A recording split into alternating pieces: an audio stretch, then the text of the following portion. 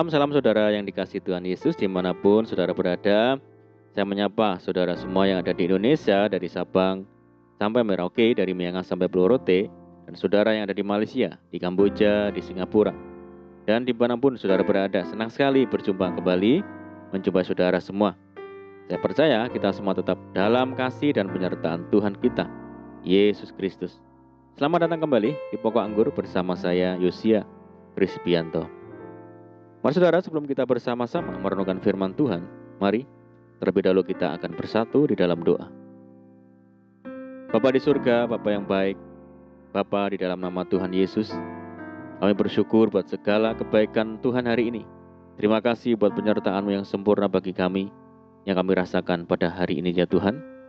Dan saatnya kami rindu untuk merenungkan firman Tuhan. Ajar kami ya Tuhan, untuk mengerti dan memahami segala kehendak Tuhan bagi kami. Mari ya Tuhan, buka rahasia firman-Mu saat ini dan terangi hati kami dengan firman Tuhan.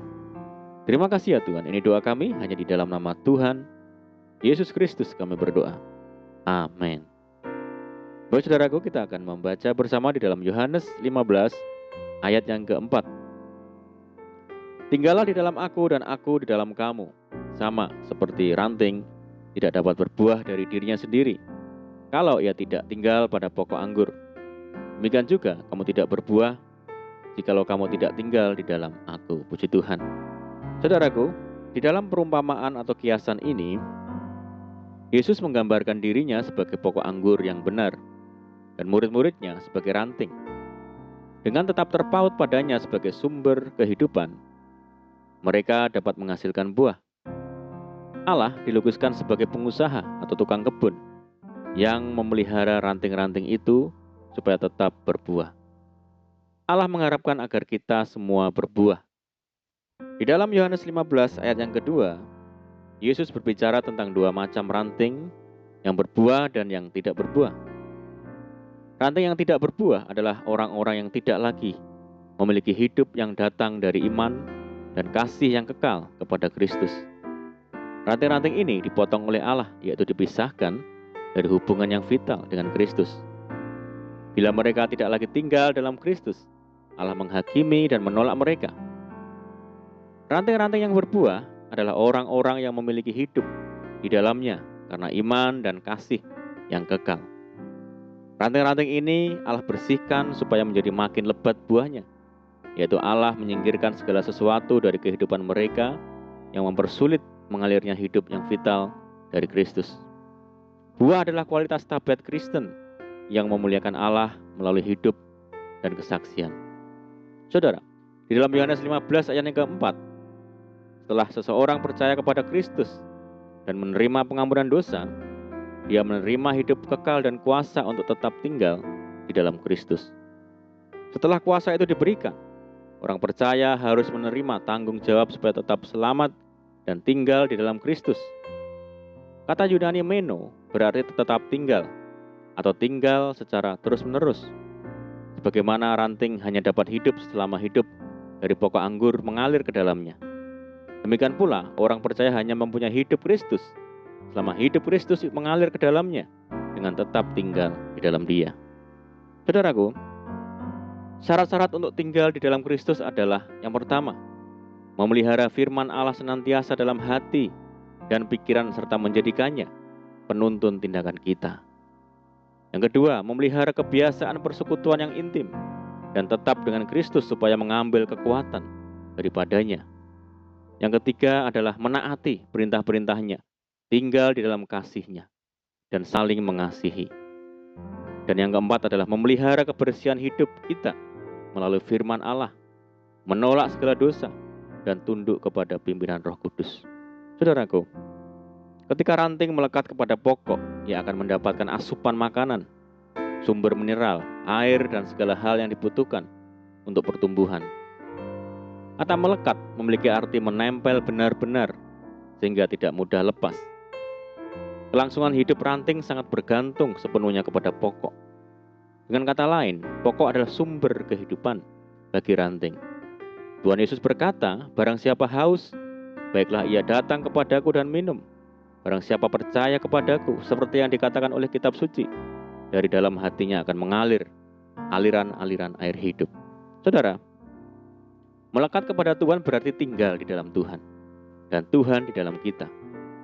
Barang siapa tidak tinggal di dalam aku, ia dibuang keluar seperti ranting dan menjadi kering, kemudian dikumpulkan orang dan dicampakkan ke dalam api lalu dibakar. Kalimat di dalam aku menunjuk suatu hubungan yang karib, saudara. Artinya, kita mempercayakan hidup ini sepenuhnya kepada Tuhan dan mengizinkan Dia berotoritas penuh atas hidup kita. Melekat kepada Tuhan berarti bertekad menjadi pelaku firman. Karena kekristenan bukanlah teori, melainkan pengalaman hidup berjalan bersama Tuhan setiap hari. Berjalan bersama Tuhan berarti bergaul karib dengan Tuhan dan terhadap orang yang karib. Perjanjiannya diberitahukannya kepada mereka. Sehingga kita dapat memahami isi hatinya, pikirannya, dan juga kehendaknya. Dan ada berkat-berkat yang luar biasa ketika seseorang melikat kepada Tuhan. Ia akan mengecap kebaikan Tuhan. Tuhan akan menyertai, menjaga, meluputkan, dan membentenginya, saudara. Menjawab apabila berseru, dan Tuhan mengabulkan doa-doa.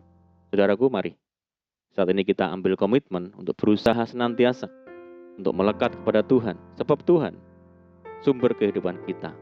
Tanpa melekat kepada Kristus, kita akan binasa, saudara. Tetapi saat kita melekat, kita akan hidup dan menghasilkan buah. Amin. Puji Tuhan, mari kita berdoa. Bapa di surga, Bapa yang baik, Bapa di dalam nama Tuhan Yesus, terima kasih buat firman-Mu saat ini ya Tuhan. Ajar kami untuk senantiasa melekat kepada Tuhan, sebab Engkaulah sumber hidup kami ya Tuhan. Tanpa kami melekat dengan Tuhan, kami akan binasa, seperti ranting yang melekat pada pokok anggur. Ajar kami senantiasa hidup karib dengan Tuhan, hidup menaati firman Tuhan, dan membersihkan diri dari segala dosa dan pelanggaran. Mampukan kami ya Tuhan untuk melakukan firman-Mu dengan setia. Terima kasih ya Tuhan. Saat ini kami berdoa bagi saudara kami semua yang mendengar program ini yang di Indonesia, dari Sabang sampai Merauke dan di Malaysia, dan dimanapun berada yang saat ini sakit, Tuhan jamah sembuhkan di dalam nama Tuhan Yesus. Pilur-pilur Yesus menyembuhkan saat ini juga. Yang hidup dalam tekanan, kesulitan, mari Tuhan tolong mereka, berkati, pulihkan hidup mereka. Tuhan memberkati mereka dalam rumah tangga, keuangan, pekerjaan, bisnis, pendidikan, dan apapun yang dikerjakan. Berdoa bagi saudara kami yang hidup dalam ikatan dosa, mari Tuhan lepaskan di dalam nama Tuhan Yesus. Berdoa bagi bangsa kami Indonesia saat ini menghadapi pandemi dan masalah-masalah yang lain. Tuhan berikan jalan keluar. Belas kasihan Tuhan bagi bangsa kami. Pulihkan, berkati bangsa kami ya Tuhan. Dan kerinduan kami mohon belas kasihan Tuhan karena pandemi global ini segera berakhir. Terima kasih ya Tuhan. Ini doa kami percaya Tuhan mendengar seruan doa kami. Hanya di dalam nama Tuhan Yesus kami berdoa. Amin. Puji Tuhan, saudara, kita sudah berdoa. Saya percaya saat ini kita dikuatkan dan diberkati. Mari saudara kita tetap semangat di dalam Tuhan. Jangan berputus asa, tetap berdoa, bersukacita senantiasa, sebab di dalam Tuhan kita sanggup melakukan segala perkara. Selamat malam dan selamat beristirahat. Doa saya menyertai saudara semua. Tuhan Yesus memberkati. Haleluya.